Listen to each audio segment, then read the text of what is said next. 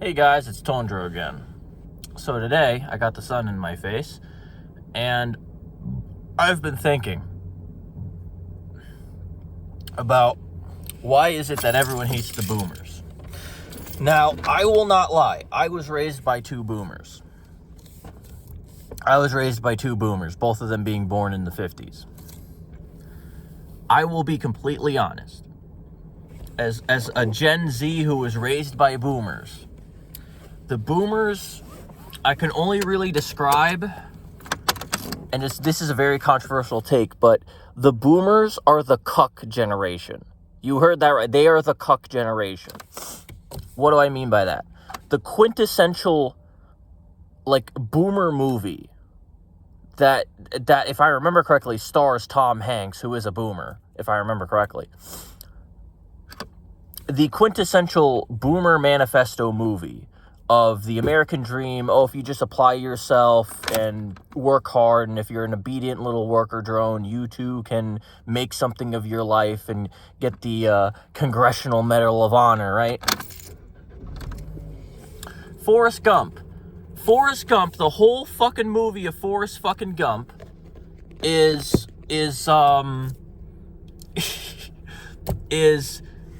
this fucking literally mentally disabled man is simping for some girl who quite literally leaves him for the black guy. Quite literally, he goes to Vietnam, comes back, and the first thing he sees is Jenny is dating a literal Black Panther. Shut up.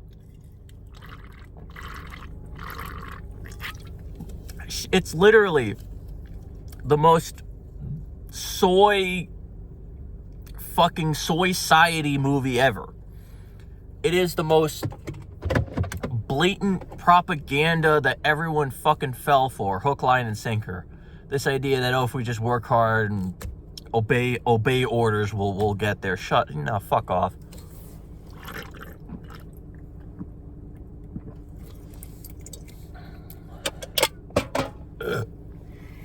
If anything, I see it in the modern context, I see it as a parody. Because if that took place today, fucking if someone like Forrest Gump was born in modern day America, he would probably just be a Twitch streamer,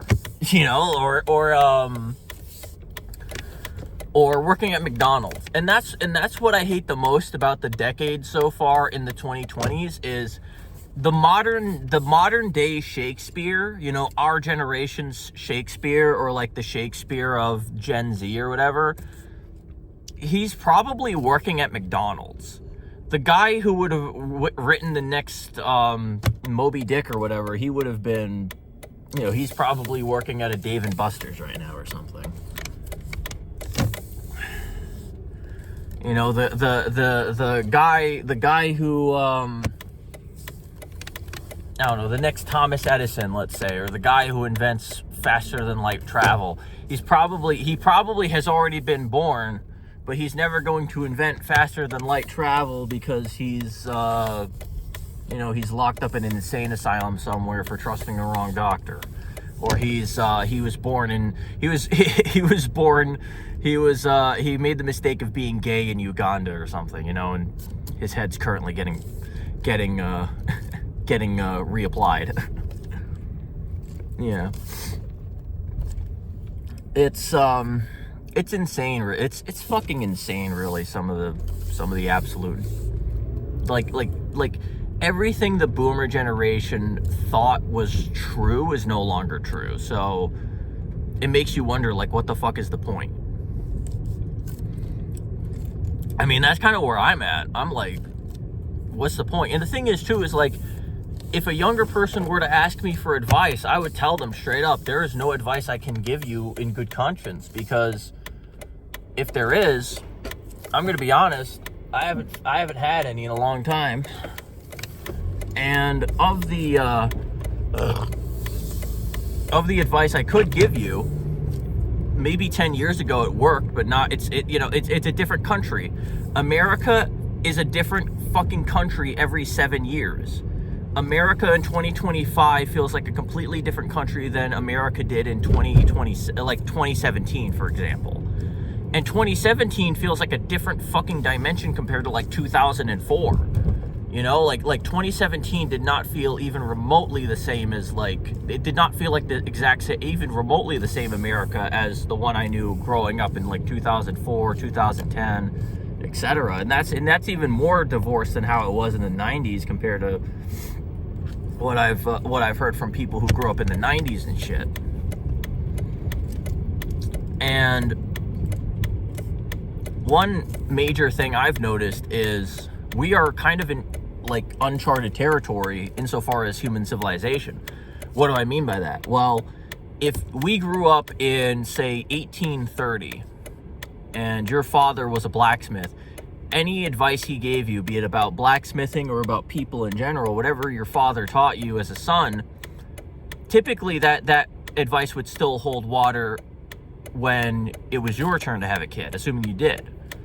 You know, if you had, you know, the advice that a father gave to his son in 1812 would have carried water in 1912. But now that like anything honestly, I hate to say this, but anything post 1960, forget it.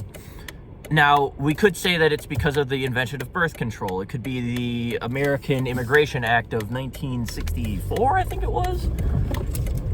It could be the Immigration Act of, you know, one of the immigration acts we had in the 60s. It could be from anything. Regardless of the actual causes, we are in unfucking charted territory. We tossed out, and to an extent, the baby boomers, maybe the baby boomers are to blame, maybe not. I'm not saying they are or they're not. I'm kind of neutral on that subject. But what I will say is we are watching in real time not necessarily even the collapse of society. We are just in uncharted territory. We are lost, like on a civilization, like on a global, like as a species, we are lost. As a species, we are lost. Now, what do I mean by that? Some fucking asshole in a Corvette has to fucking cut 3 lanes of traffic. Everyone's stopped too. I mean, there's 3 lanes out here. Everyone is stopped, and he decides, oh, I'm gonna cut through 3 lanes and do an illegal U-turn across a double yellow. What an asshole. New Yorkers. Anyway, as a civilization and as a species, we are fucking lost. What do I mean by that? Well, for the longest time, for the past, 10,000 years, if not more, humans have had religion. Now, due to the internet and science, we have successfully killed God. Religion the world over, be it in Africa, South America, the Middle East, atheism is rising, albeit slow. It is rising across the earth. Now, I'm not going to say we're ever going to live in a totally atheistic world. I don't believe that we are going to live in a world where religion goes extinct anytime soon. Maybe in like 2,000 years, maybe. But like, with the death of God, there is now a vacancy. And that can be filled in by any number of things. I think the main reason why we see such a political divide in America is because so much of America is so unchurched that people have filled in that religious void, you know, the void that God left behind with politics. And I would go so far as to say Trump is probably one of the biggest cult leaders of all time. I would go so far as to say this guy is the next Jim Jones. I hate to say, this guy is the next Jim Jones. And if not, we can go so far as to say he might even be the next Joseph Smith. I'm calling it now. When he passes, be it natural or man-made, when Trump is no more, I guarantee you there is going to be a religion based off of him. There's going to be Christianity 2.0 or some shit. There's going to be some weird, like QAnon is a good example of this. QAnon is essentially just ghost dance for white people. Because I don't know if you know about ghost dance, but essentially it boiled down to if we pray hard enough, the white man will go away, the buffalo will come back, and everything will be fine. it is a crisis cult. It is, people are going through some bad shit, and they turn to crazy esoteric cult religion to cope with it and to rationalize the horrible shit going on around them. And I see Trump and QAnon as part of that, essentially. I see it as, if these white people pray to their white Jesus hard enough, the gays and the minorities will go away, and the jobs will come back, and blah blah blah. And I see that's how I see Trump and MAGA and all this other shit. It's essentially just a cult. Now the cult has, full control over our nuclear football, so we'll see. Now, me personally, I don't know. Maybe in some weird alternate timeline, the advice of our forefathers might have, held some kind of water, but I mean, let's look at things objectively. There was a time when it was unheard of. I mean, granted, I think it was completely unnatural. I think the nuclear family model of, your kid moves out at a certain age and has kids at a certain age, etc., that's unnatural in my opinion. But let's look at things objectively. I am 30 years old. I am unemployed, and at the moment I'm unhoused, but for the most part, I'm like this close to going back to living with my parents. And being 30 years old, unemployed, and living with your parents used to be an anomaly in the United States. It used to be unheard of. Like in the 80s and the 70s, like unless if you were an alcoholic, that was not supposed to be the case of where you were supposed to be at in life. But now, especially post-pandemic, that's considered part of the new normal, is kids living with their parents. And I think we're going to not just go back to multi-generational households. I think we're going to probably go back to multi-family households, which was what it was like even prior to that. And the thing is, too, is at the end of the day, like, we are, like I said, we're in uncharted territory. Because prior to the death of God, prior to the invention of birth control, we had a continuing narrative that stretched back thousands of years. And now that we no longer have that narrative, now that we no longer have that, rock of reason that, the existence of God used to be, now we're all kind of, running around in the dark. Now, I don't think it's going to be a necessarily bad thing by any stretch. There's a cop just sitting here with his lights on. Anyway. But I don't think it's going to necessarily be a bad thing that we've lost religion. But I will say that it is definitely not... It's definitely that we are in a very uncharted part of human history. And that's not even mentioning what AI is possibly capable of, or, how AI is going to be used by totalitarian regimes. I think AI is I think it's a tool, ultimately. It's completely morally neutral. I don't think it's going to do anything on its own. It's just a question of who is going to weaponize AI first to hurt people. I think that's the big question no one's asking. But when it comes to what the future holds, I mean, I'm going to be honest with you. Like, real talk, like, planning for the future and investing in the future doesn't mean anything anymore. I say go for it. Whatever you want to do, go for it, because I planned for the future. I hoped for the future. I prayed. I did all this. I went to church on Sunday. I saluted the flag, blah, blah, blah. The typical normie, conformie type shit. And it didn't get me anywhere. It didn't get me anywhere. I was sold a fucking false bill of goods. I bought the fucking bait like an idiot. And now it's just like, what's the point? Like, do we even have a future? When everyone's lost, do we have a future? I know, I'm at it's too busy. I'm going to wait till the light turns green. There it goes. But yeah, no, like, when a good example of all this is, you can invest so much time and money and effort and just time, money, effort. You're investing these things. You are putting resources and time and your energy and your life into something. Like, a good example is when I went to medical school, right? I went to EMT school. I wanted to become an EMT. I stayed up countless nights cramming and researching and reading over my textbook and my tests and all this other shit, and I still flunked out. So if you live in a world where hoping for the future and actually preparing for the future and, you know, hoping and hoping and coping and investing in the future and thinking about the future, if and planning for the future, if none of that is gonna fucking keep you safe, what the fuck? What fucking future do you have? You know, like if planning for the future isn't gonna keep you safe, what future do you have? And that's kind of how I feel right now. Like I'm 30 years old, or pushing 30. I'm gonna turn 30 next year. I do not have any plans because planning never fucking worked for me.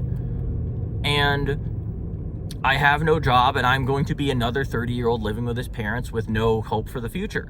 It's weird. It's fucking weird. Like, this is not fucking normal. I'll put it to you this way. Even if this is the new normal, it's sure as shit not fucking right. This is not how the fucking world should be working. We should not have, you know, what? It's like, what, 7 million men who are prime age, like 18 to 50 or some shit, that aren't working? That's not a sign of a healthy society. That sounds like your society is about to fucking keel over.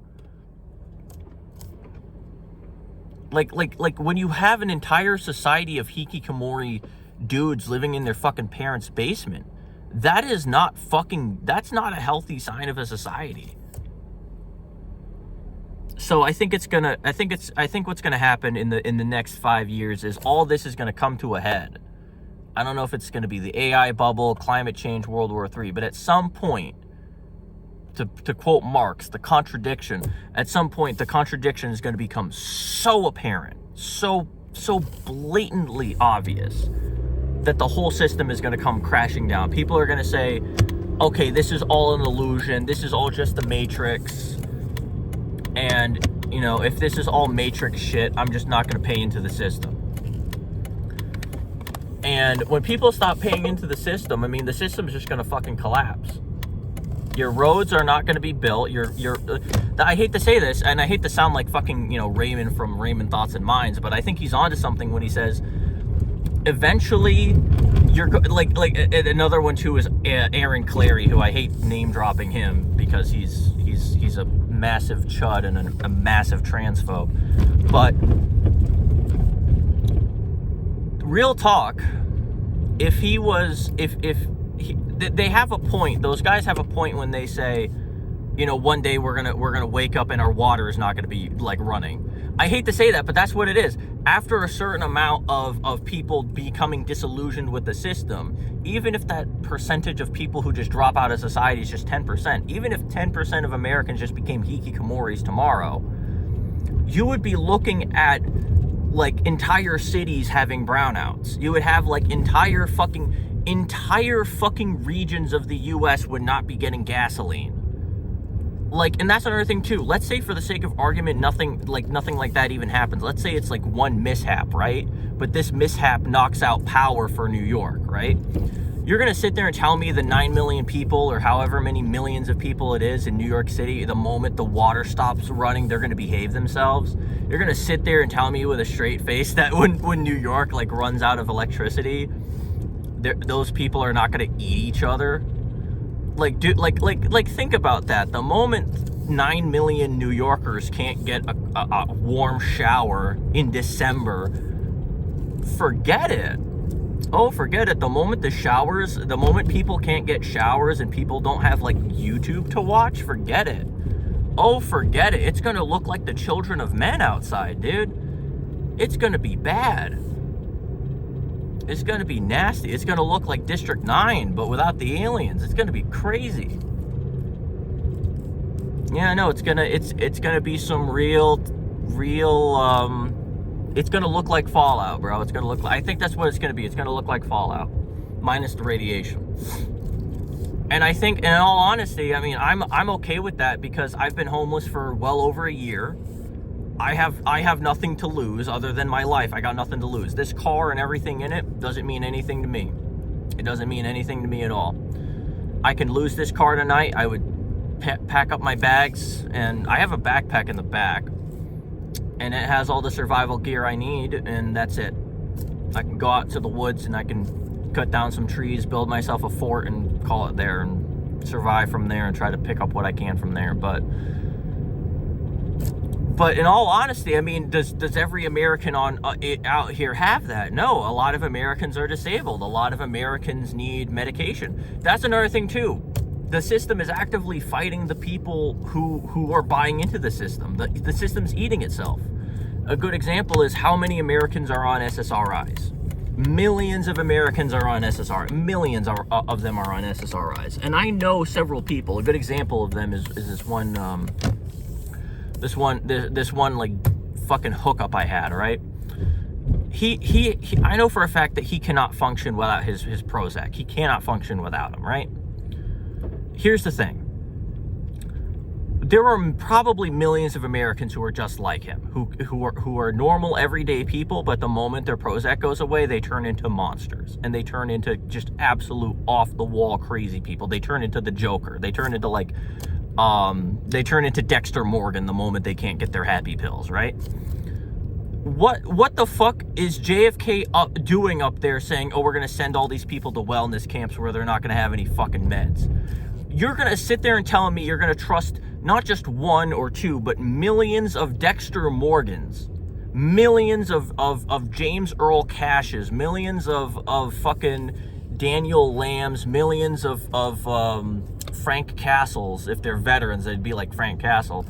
You're going to trust millions of these mentally ill, deranged, violent people. You're going to trust them with farm equipment. You're going to trust them with our agriculture. You're going to trust them that they're going to behave themselves without their fucking meds? Get out of here, dude. Yeah, no, I mean, yeah. Where's fucking RFK Jr.'s fucking psych eval? That's what I want to know. When is he getting his psych eval? That's another thing too. I've never seen him do farm work. I used to do farm work. Fun fact about me: I used to work on my aunt's horse ranch. I have worked with horses off and on my whole life. I know the ins and outs of all kinds of stupid equestrian stuff, right? From shoeing them to breeding them to putting them down, whole 9 yards, right? The only thing I haven't done to a horse is probably like eat it or whatever, right? Or hurt it, you know?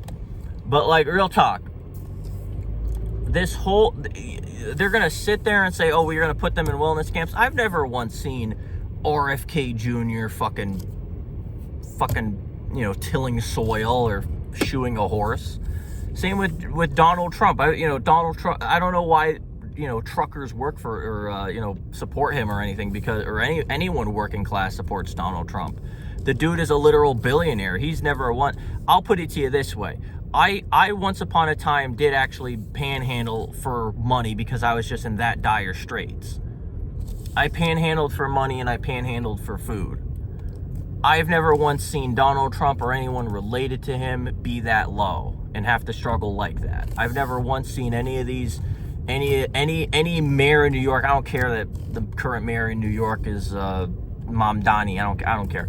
I've never seen Trump or Mamdani ever have to cut wood, cut down a tree in the woods to build a campfire and survive the night. I've never seen either of those two clowns have to fucking dig through the trash to get scrap metal to feed themselves. I've never seen any of them, hunt down a squirrel for their next meal. I've never seen them do anything like that. I've never seen them drive an 18-wheeler. I'll put it to you that way. And that's another thing too, is a lot of people have told me that this is a bit of a side tangent, but whenever the topic of trucking comes up, a lot of people tell me I should become a trucker because all I do is drive around all day. But every trucker I have ever met, and if you're a trucker watching this, let me know. Every trucker I've ever met has told me, do not become a trucker. All of them have always told me, Tondro, don't you ever become a trucker, because you basically get paid for nothing. Like when you adjust it by the hour, you're getting paid like peanuts. Because you can drive for like 12 hours and get like, what, $200 or something? Yeah, it's crazy. Yeah, it's basic. I hate to say it, but it's basically like serfdom labor. It's basically like just neo-feudalism, really. You're basically paid in peanuts for your slave labor. It's crazy. Like, I hate to say that, but it's just the modern equivalent of being a Sherpa, you know? Like, I personally can't bring myself to do trucking. I can't do that.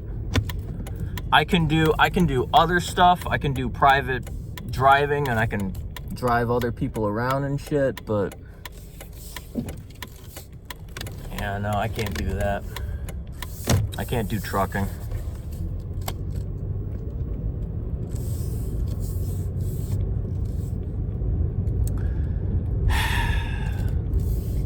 It's just a nasty bit of world history we're living through, I think. And the thing is I don't know what to do with myself, because on one hand, I can be a hikikomori, I can go back to living with my parents, and I will be safer. I'll have the ability to shower. I'll have the security that comes with, you know, being between four walls and having 2 locked doors at night and windows that close and so on. At the same time, this is going to be the same area where I got kidnapped, so there you go.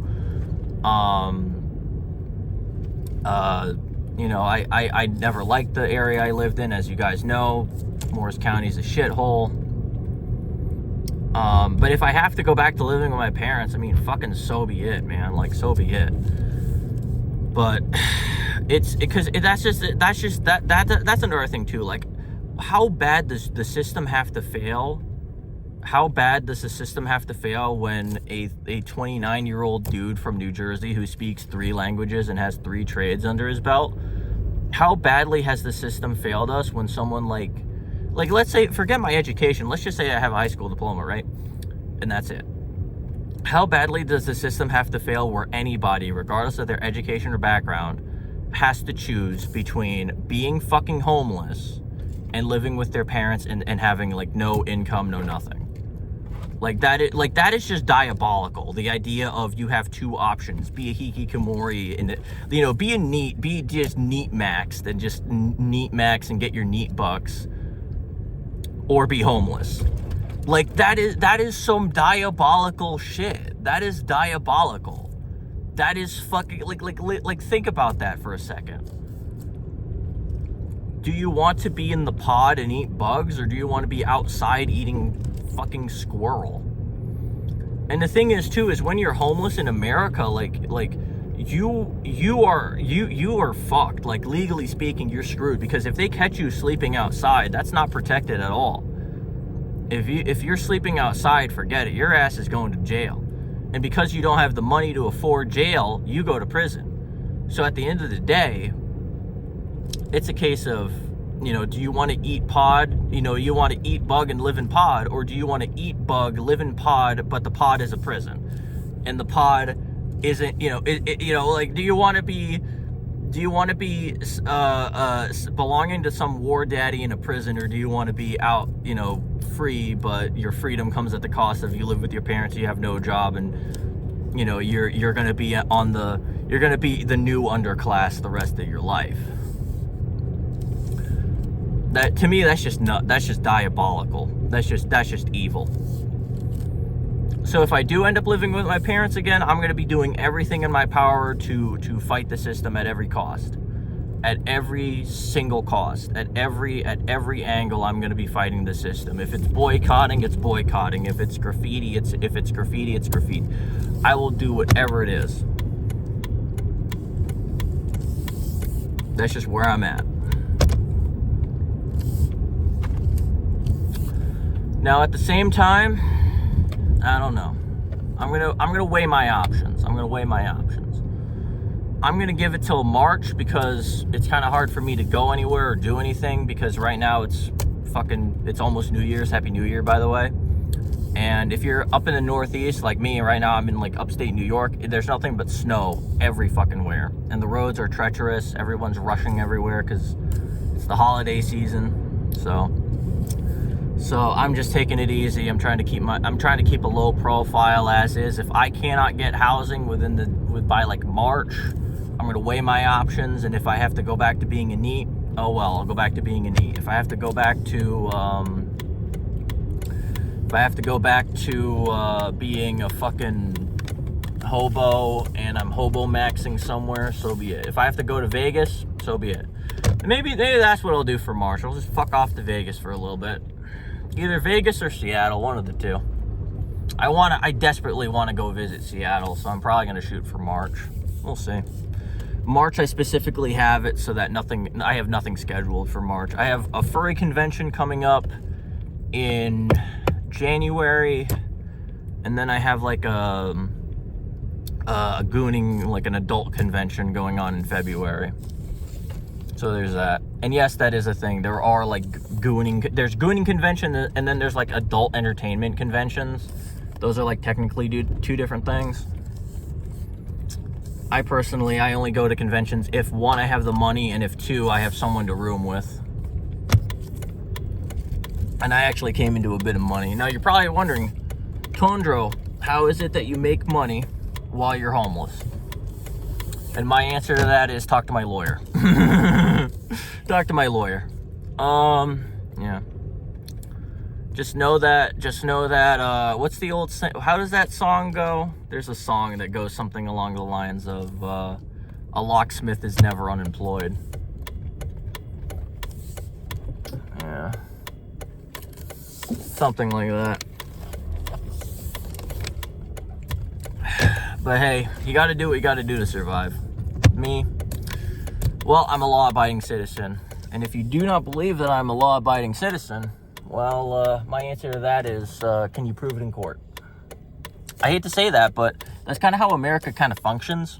It doesn't matter what you do or say, so long as what really matters in this world, or at least in America, is whether or not it can be proven in court. That's all that matters. All that matters is whether or not it can be proven in court. Anyway, that is about all I have to say on that lovely note. I'm gonna go up this hill and see where I end up. Anyway, peace out, y'all.